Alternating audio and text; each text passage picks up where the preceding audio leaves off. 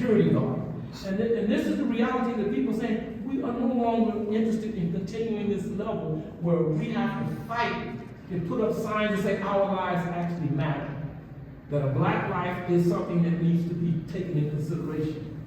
When we had a Black Lives Matter protest, this is what the armed guards looked like at the U.S. Capitol. This was just Black Lives people saying we should, But meanwhile, I showed you another picture of the Trump people taking over and destroying the Capitol building, not a police to be found. No armed troops facing them. Meanwhile, this is the black response. This is an organization called the NFA Coalition. And this is just basically a group of trained African Americans who say we're going to have to continue protecting ourselves because the police are not going to protect us. And as the rest of the American society continues to arm itself, we have to just be commonsensical and organize and defend ourselves. This was a anti-racism demonstration on the streets in the United States. This is where things are right now. And so, this is what I call the new family portrait. This is, the only one who's not armed is a little kid. He's the only one who doesn't have weapons. He's probably in training by now. This is the reality that the African population are looking at in the United States saying, okay, do we really want to continue living this life? We see where it's going and it's not getting better. So those are all the push elements. Those are the things that the African population is looking at going, this is not something that we really want to continue to live in. We're being pushed away. Okay? So what are the pull elements? On the other side of it, there are initiatives from some African governments putting Ghana the year of return. Ghana in 2019, it was not the Ghanaian government, it was the lobbying of the long-standing African community in Ghana saying we want to have an invitation for our people to come back. So they put together what they call the year of return, and basically they encourage openly said, people, come, we'll welcome you here. And so there are thousands of people who actually moved there, many of whom have now obtained citizenship. I spoke with a young lady who, when I was preparing for this, I called a young lady in Ghana and just asked her, she's an African American. I said, well, how many people are living there? She said, well, we don't have a formal survey, but we estimate there's probably about 10,000 African Americans living in Ghana right now as a result of this and other initiatives. So this is one of the pull factors. People in Africa are actually waiting, the people in America are actually waiting to hear something coming from the continent about, okay, please come back. There are other initiatives. For example, Sierra Leone, this is one of the more interesting ones I found out. Sierra Leone, if you take an ancestry DNA test and the results show that you are related to the descendant of any of the ethnic groups that are known as Sierra Leone, that may automatically give you you're eligible for Sierra Leone citizenship, not visa, citizenship. So that's another approach to doing it, saying to people, these are places who recognize the value of these people. And that's another thing too, we have to look at that. In Burkina Faso, I just heard about that. They have a new program that they're inviting people, but that's going to be an issue because of the language issue. Burkina Faso is French, and most of Africa is French speaking. And so we're going to come to a thing now. After all of this, I've done a study, and we've talked about the possibility of doing a much more deep study, and I want to share this with you so you can see where the kind of things that we're thinking about. Okay, now first of all, let's look at the African American household income. We're just doing a deep dive. Over 25% of the people in the United States, Africans, have $100,000 or more of income. 25% of the households have more than $100,000 income. And then another 12% have from 75 to 100,000. So if you can look at this is a significant hunk of money that people are sitting on and recognizing that they can do better with this money in Africa than they can in the United States. Then when you look at the educational level, this is the percentages. 11% of these people have advanced degrees, 16% have a college education, 32% have some college. If you look at this is over half of the population that has some college education. Okay, and so again, this goes back to what we're saying in terms of these are the people who are out competing the Europeans. This is why right now they're trying to stop all the DEI program, the diversity and inclusion program, because the Europeans who have never had to really compete, just like back in the day when they were coming up after slavery, they could not compete. Then every African who goes to a university is coming out with a solid degree, because you cannot get it by just floating around. You're fighting against professors that will tell you, no, you missed. I remember when I was studying engineering, I remember I was taking an exam and the professor comes to me in the middle of the final exam, and wait a minute, didn't you miss about half your laboratory experiments? And I'm like, well, of course I didn't. But his role was to throw me off in the middle of the exam, so I failed the exam. And I'm like, these are the things that you're forcing. So every African has to deal with that type of scenario. So when you get your degree, and you're sitting next to this person who basically, got over because his dad was a friend of the professor's, you're more qualified, without question. And they know that this is why they have to come up with all kinds of ways of racism to keep you from being able to compete. So the question is, now, with that in consideration, what would happen if diaspora started returning to the continent en masse?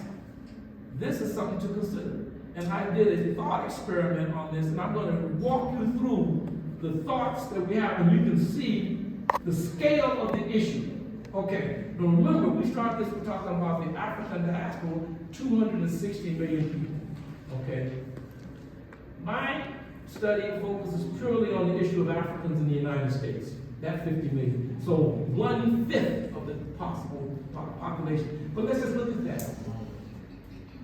Now, let's look at this as an African, let's target study of the African population. 50 million people in the United States.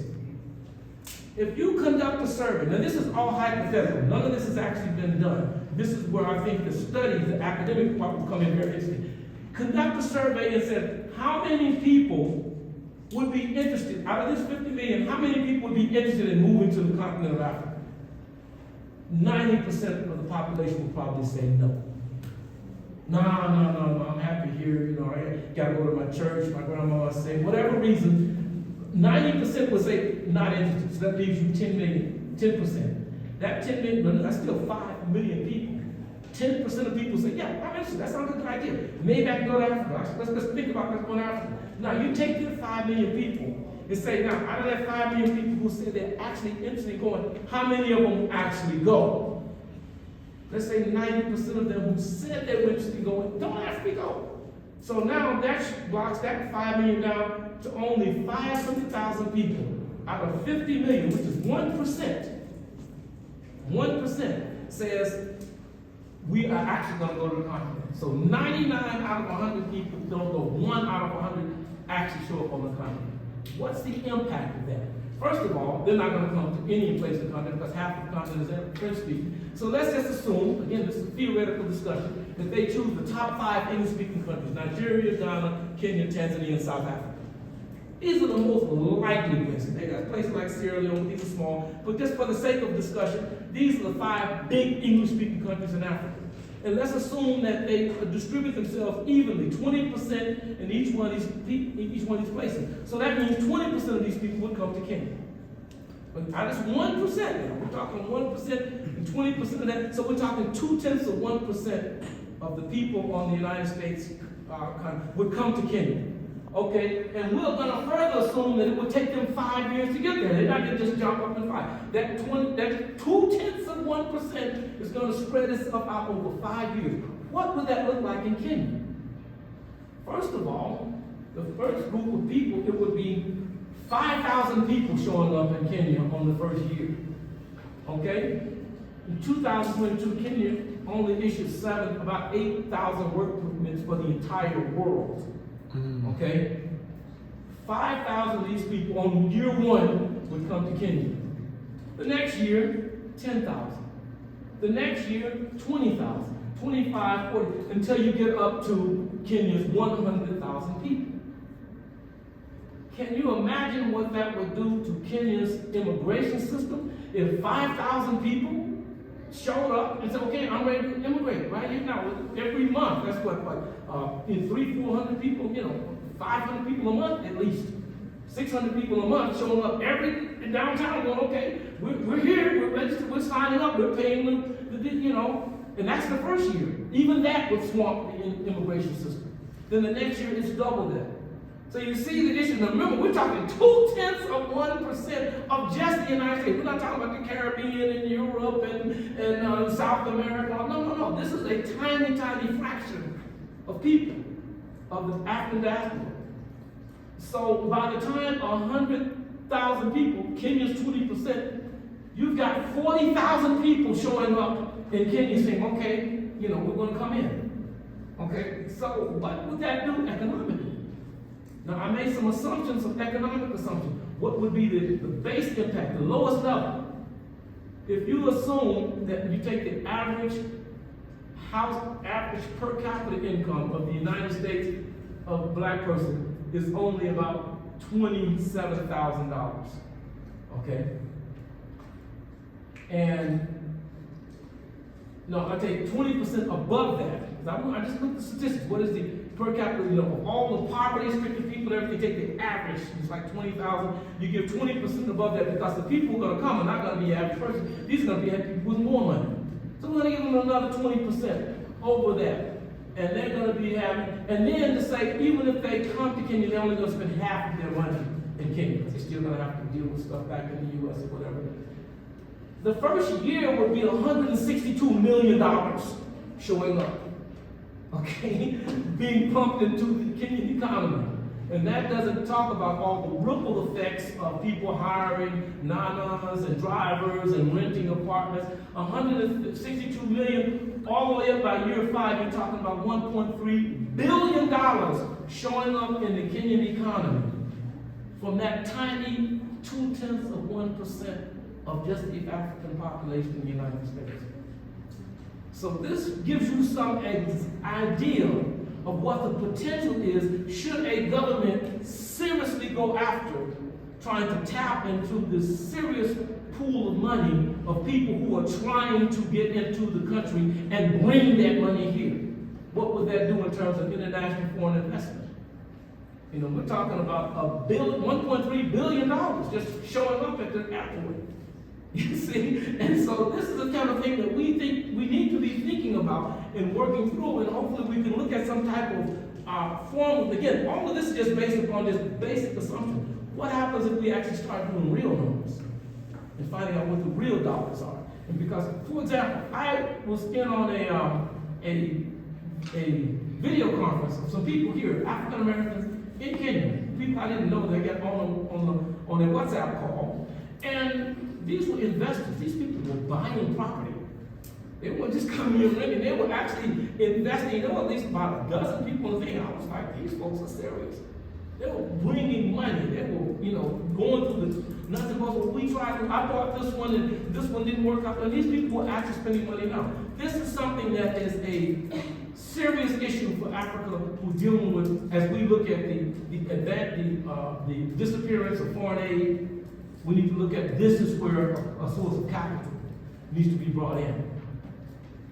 And so anyway, so this academic study we're looking at. And now, final question.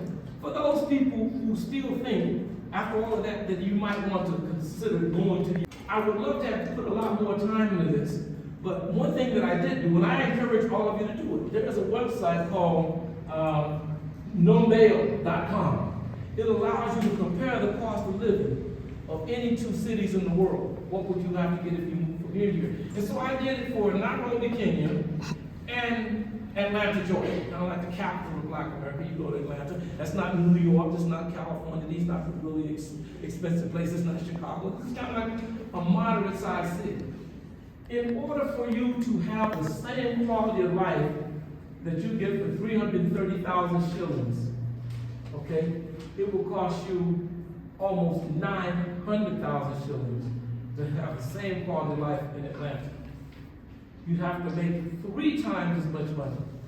And the things are going to cost you, and it goes through and it shows you point by point what you're spending your money on. And basically the story is, for those people who are interested in doing that, I would say you need to reconsider. Most people are basing upon movies. I see these movies and it looks like it's nice in America.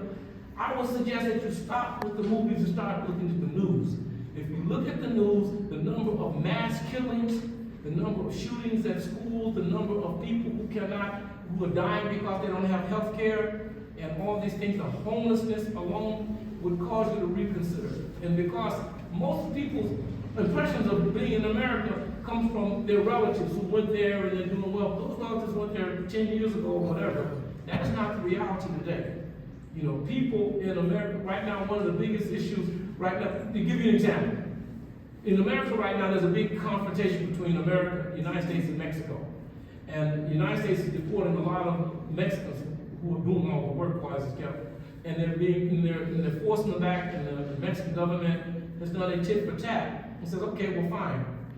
You're going to force our citizens out, we're going to force your citizens out. Thousands and thousands and thousands of Americans living in Mexico going, no, I'm not going back. You know, I'm not going back. I'm staying in Mexico. The quality of life in Mexico with all of the drug cartels and everything is better than trying to go back to the United States.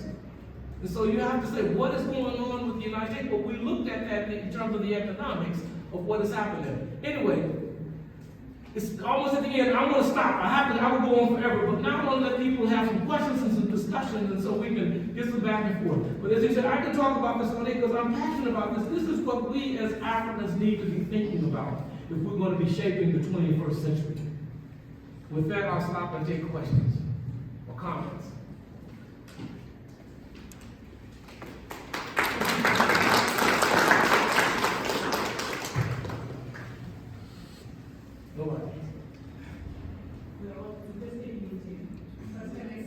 Sure.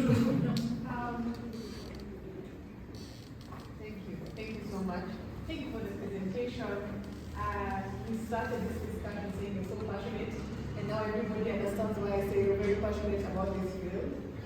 My question, I'm just thinking about what you projected, the projection of if 100,000 Africans from the US come to Africa or to Kenya. My question is, why move? Yes, we talked about the push and pull factors, but when it comes to the actual decision, how many people are willing to take that big leap? And what tips them over? Or what is this tipping point that encourages more people to move? Okay, let's have I saw a brother here. Yeah, the brother from Jamaica. Is he still here? I think he stepped out. I wanted to hear someone who's actually here. There's some people from the diaspora who are actually here. Yeah, I'm from America. Yeah. But you had a comment, Mrs.? A question. Wait, you got another question. Okay. The question was that she's asked, what is it that causes someone to just make the decision to move here? And I was looking at the brother who was back there. I know I saw this brother came in. But one of the answers to that is, again, the quality of life. Let me tell you, the kind of things that you notice when you are here that you can only notice if you lived in the United States. I was living in Tanzania. And one of the things I would notice, all of the school kids would just get up in the morning and they'd be walking to school, and they'd be like 5, 7 years old. And you look and say, where are they going to school? It's like, 600 meters away or what, far away, and all the kids are going back and forth. In the United States, you can never allow your child out of your sight. You have to watch them when they are in your own yard.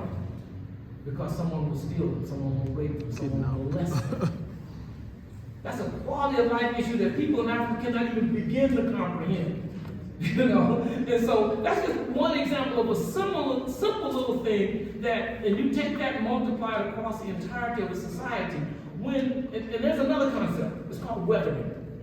Weathering is when you have a constant pressure on you every day to defend yourself from attack. Every day. And that is found to be carcinogenic. People have high levels of cancers because every day they're living under stress at work, on the street, you're driving home, mind your own business, you're in the supermarket, you're being stopped, you're being asked if you've stolen something. And that everyday level of pressure causes people to have negative health outcomes. But you have a comment on that? And after 25 years, I'm ready to retire. And with the retirement money that they are giving me, especially the work that I was doing, if I were to move that money here,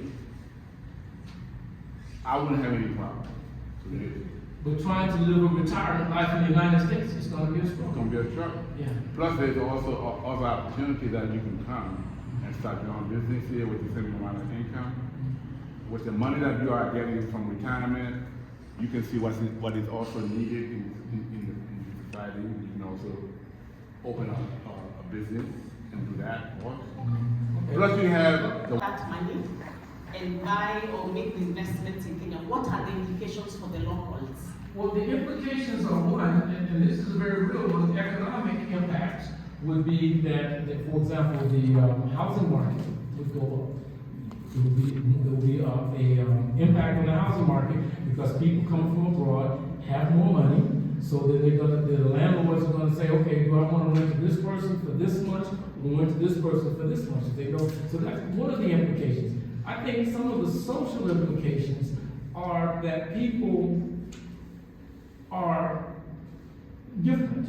That's one of the things. People are different. You're dealing with folks who are just have a different culture, different background, different way of doing things. And then there's a lot of social friction that can come about with people, particularly folks coming from the United States. Let me give you an example. This is the kind of thing that when you're living, when it goes back to what we're talking about, when you're living in the United States, one of your biggest issues is that you're always ready to go to fight because someone's always coming at you. It's the government, whether it's the police, whether it's your boss, whether it's your neighbor. You live in a state of readiness to defend yourself and go to battle just as your regular standard way of being. You cannot be at peace. So when you come to a place in Africa where people are not going after you, it's a little, people come across as being abrasive because they've got a life experience that when this person comes to me, I have to defend myself. And in this context, that's not the case. So you've got those kind of social differences that you have to deal with as well. As much as the quality of life is not the way it is here, they are earning, and for them there's a lot of work there. So when you compare the life here and there, it may be hard for them to choose to come here. So my concern was what if we change the development and make another approach to make them invest while they are still there, but they can still channel their investment, the invest 20% to their homeland. Maybe those who are natives of Kenya, they can channel their support to Kenya, but they are still there in the US, rather than all of them moving all the way from US and coming to Kenya. That's a very good point. If I understand your question, how do you incentivize Africans in that part of the world to invest here without being here? That's a very simple answer to that. And people in Africa will have to struggle there. End the corruption.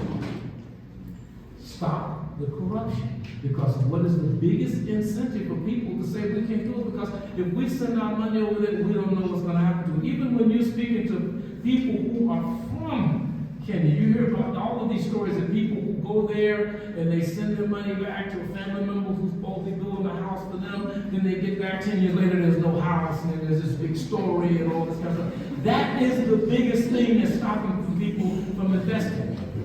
I'm very serious. In Ghana, for example, I lived in Ghana. I lived in Ghana for a year and considered buying property there. And I know people who would actually go, several people who actually went and purchased property, went through the entire process, purchased the land, got the deed, everything, went back, ready to build their house, come back, somebody else has got the same deed, somebody, well, that's my land. That money is lost. Even though they went through the government processes, the money was still lost. It was still stolen because of the corruption that exists.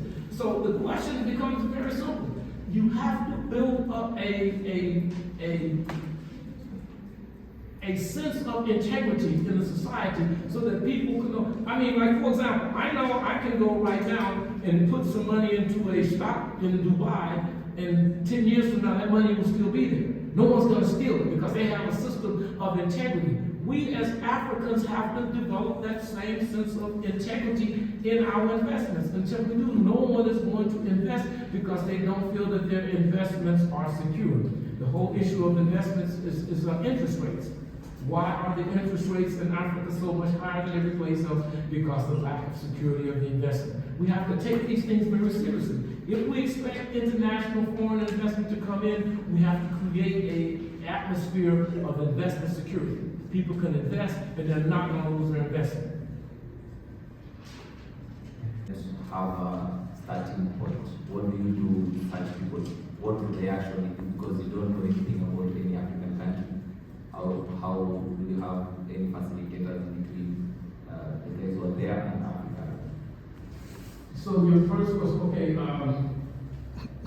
just one question. I think we need to make sure we have somebody handling the mic, so the next question is here. But to answer your question, you say, are there programs to bring people into the continent, and what do people do when they do not have the insurance? I'll let the brother here, if you can address it quickly. Yeah, let me just it quick. Debts and retirement visas and things of this nature. Thank you. My name is Michael Son. Actually, the assistant in the African Center for the US. One of the recommendations I would say is that it's important that we come up with this kind of discussion, but at an academic level. I think we must also be able to interpret the policy people, because these are issues that are picked by policy people, so that they can be able to interpret this into their policy to actually do what we can call the pull factors are critical. Because having been in the US at least under the African Resources Scholarship, I realized one of the key component and economic indicators of the US economy is the consumption aspect. There is a high level of consumption of the Americans, even High level what?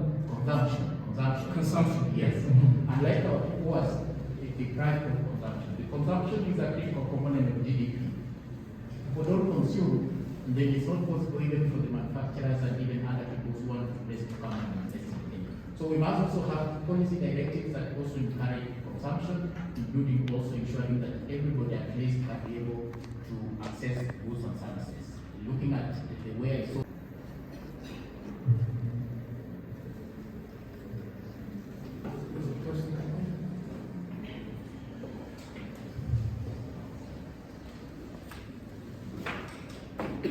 Would be very well placed to place people in places. Like, let me give you an example. I don't promote these type of things. I believe in seeing where things have worked and seeing how they can be applied. I'm going to come to the Liberia issue later. One of the things that was very interesting, I've never participated, but I've watched how the U.S. government did the Peace Corps issue. They would take people and put them in rural villages, but require these people to teach. That was your reason for being there. You must teach, you must know you didn't come there as a tourist. And that was where the organization made that decision. It was not up to the individual just kind of show up there.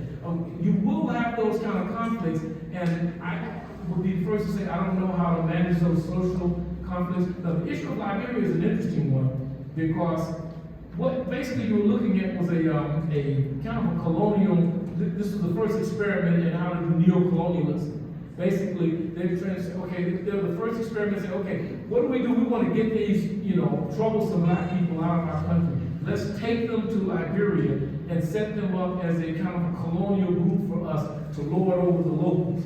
And so that was not an organic interaction amongst people. That was a kind of government program where these people were sent over there and put in charge of the America's colony, if you will. In Liberia, they had the Firestone rubber plant. These people were responsible for managing the facilities of the Firestone. So this was just an extension of the capitalist colonial system. On the contrary, that's what Garvey went. When Garvey sent his team of people, he sent his team of engineers to Liberia, one, because that was the only place that was not colonized. He could actually get in. The only other place was in Ethiopia, and they didn't have access to that. So they're saying, okay, we're going to go there, but we're going to change the entire dynamic. We're bringing in people who are going to start building with the locals. So it all depends on who's managing the situation. First, I guess that would really be the first step in neo-colonialism, if you will, probably the Liberia case. I don't know if anyone else has looked at that way, but that's how it sounds to me. That was the first step of how we can get some black people to run our operation for us, and we don't have to physically be there. So I was wondering, how was the American experience coming from America? When I got here, I see a lot of Asian. They seem to be here already. So what is the difference Say that again? between the Asian from China that's here already? Asians. Chinese. Yeah, well, see, that's the one thing that we have to recognize too. We're dealing with two different balls of wax. When you look at people from India, when you look at people from China, these people are coming here with the blessings of their government. They're being sponsored by their government. They're being given businesses and loans to come over to execute their national policies. Africans coming from the United States are coming against the wishes of their government. They would prefer you not be here. So that, we cannot compare those two. And one is you got a state behind you going, this is something that we want to have happen. We're going to send you over there and give you all the support that you can get to be successful. And then on the African side, it's like, we don't even want you coming to visit the embassy. You shouldn't even be here. You see? So it's just two different scenarios. Yes.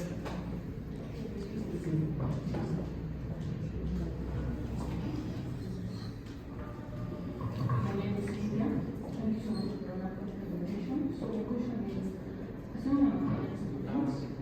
assuming I'm a Kenyan student, I want to pursue my degree, master's in the United States of America. And I'm very well off that I know that University of Concordia made the page that I want to bring, which has offered me a full scholarship plus the living stipend. But I want to know the estimated amount that I should have, because I just can't go to the USA just like that. Okay, first of all, congratulations. Now, I want to make that as a caveat of what I was saying. If you have the opportunity to go there and study, absolutely do that. America has the most advanced university system in the world. Anyone who can go there and study, I say absolutely go there. And you know, I'd be more than willing to talk to you about the details of that. But here is the thing that you have to be careful about. They lure people in. Now, if you're coming there to do a master's degree, right? Which means you've done all of your preliminary education based upon the government of Kenya paying for it. Okay, so now what they want to do is capture all of that input, that investment in Kenya, and have you come over there and work for 1 or 2 years on a degree, and then keep you. Okay? And so now they have captured the entire value that Kenya input into your development as a Kenyan citizen, and now they've expropriated that, and now that's going to be used to build America. And so that's a part that you have to be very, this is why America is so advanced, because they convinced everyone in the world to go there and take all of the wealth that they've got from them other country and come there and bring it and deposit it in America and build up America. One of the things that people do, and this is a trap that I've seen happen so many times, people go there like yourself, you go there, you get a good education, and you should probably work for a couple of years to get some good experience, but don't stay. What happens, people go over there, and then they get their job, then they stay. And if you're really highly paid, then it might be worth it, but then you just have to say, I was abandoned my country. Because at no point are you ever going to work over there and make all this money and stop and come back to Kenya unless you have to. But what happens is people go over there and they get hooked into the American way of life. And that American way of life means a credit card, a house on credit, a car on credit, and they will shower you with all this wealth. In the first 1 or 2 years, you got all this money, you got this bank account, you got these credit cards, you can go anywhere, buy anything you want, you got this brand, all those benefits start to run out and the debt starts accruing. So after 5 years, you can't find that you cannot leave. You're broke, so you have to now stay for 5 more years to try to get some money so I can take back with me to Kenya. I can't come back to Kenya broke. I'm in America. I have to have all this money. So then now you got to stay 5 more years, and now 10 years now you got a couple kids now, and you got, and you're trapped. They never go back. That's the trap I've seen so many times. People go there with the good intention of going there, getting their degree, working for a couple of years, but you have to go there with a plan. I'm going to do this, get my degree, work for 3 years, and come back. If you stay there, it's like just really like fishing. They just reel you in, and pretty soon you're there. And the interesting thing is that when I meet people here who have been in America for 10, 15 years, they come back and they meet their age mates who now have high positions in government. They have nice houses and they got, married, they got a couple of cars, 2 or 3 kids, and you got that same little car that you had 3 years ago. You ain't married because you can't afford to have a relationship. You don't want to raise your kids over there because the atmosphere is so poison. So now you're stagnant. Your life has become stagnant. So then when you come back 10 years later, you look at your age mates and they made so much progress, and all you got are stories to talk about when you're living in the United States. That is becoming increasingly the trap that they're putting people into. And you have to be aware. I would say go if you have a program. Go. Don't go and say, I'm going to go over there and make something out. Those days are over.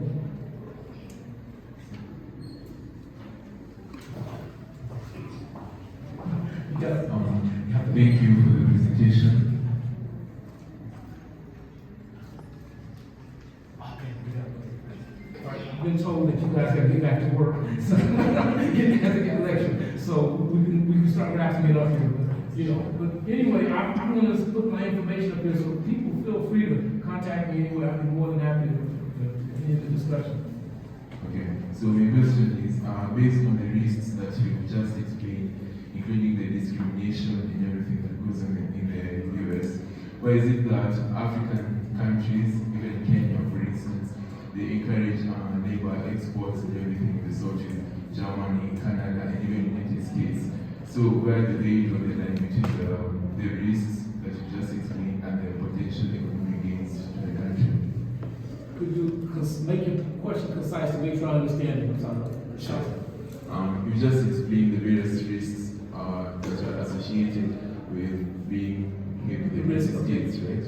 So it's not that the African governments are oblivious of this, but they encourage labor exports, maybe in United States, Canada, and Germany.